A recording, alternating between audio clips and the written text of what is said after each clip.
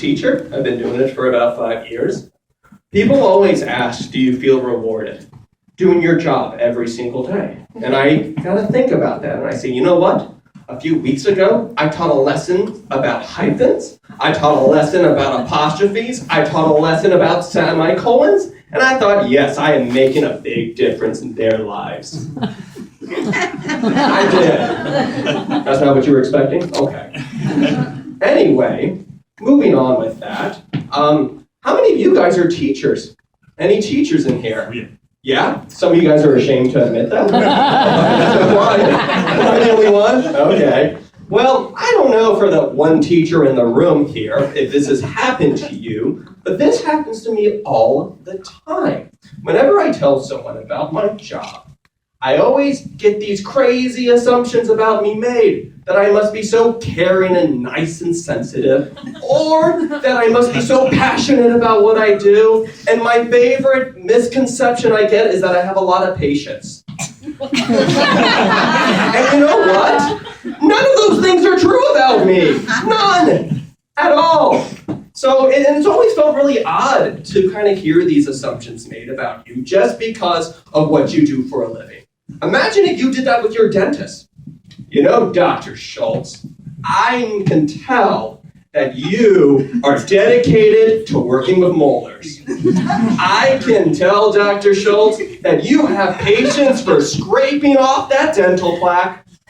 I know, it sounds kind of weird, but for me, I guess I'm a patient, caring, passionate teacher. I guess we all are. There's no dick teachers, apparently, in the world. Apparently, there's none. So anyway, I do love my job, mainly because crazy shit happens at my job. Yeah, it's for crazy shit. Woo, indeed, for crazy shit. Now, I'm going to tell you guys are intrigued. You guys are going to get one of my favorite stories of all time. Okay, my favorite teaching moment. This was a few years ago. I was teaching an English 9 class about Edgar Allan Poe, and we're watching a documentary on his life. And we get to a part where his wife dies, and instead of, being sad about it, Edgar starts writing love letters to other women. That's not the joke, but that's just the truth. That's what he was doing. And I paused the video, because this is a good teachable moment.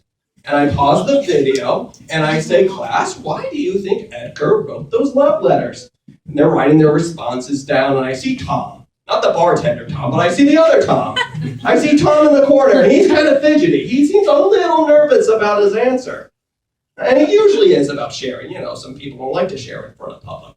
So I get some of the other students to share, and I finally turn back to Tom, and I say, Tom, why do you think Edgar wrote those love letters? And he goes, because he wanted to bang them all? Oh, Tom.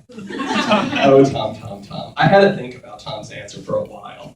So what I did was, instead of saying, you're wrong, Tom, he really wasn't wrong. I had to think. I had to think about a time when I broke up with my girlfriend. So I kind of put myself in Poe's shoes, in a way. And I was doing the whole online dating thing. Anyone doing that online dating thing? Yeah, no one was ashamed to admit. It's okay, I was there too. It does work. It works for me. It can work for a lot of you beautiful Bethesdians out here. So anyway, moving on, I was doing the whole online dating thing. I'm going through the profiles, I'm sending out my virtual roses, and I'm sending my messages. I'm doing all that. And you know what? I wasn't ever thinking once, man, this girl, she would be a great coffee date. Or this girl, I would love to play Frisbee with her. No, the only thought that came into my mind was how much I wanted to bang all these women. Come on, that's all you think about. So now back to 9th grade English.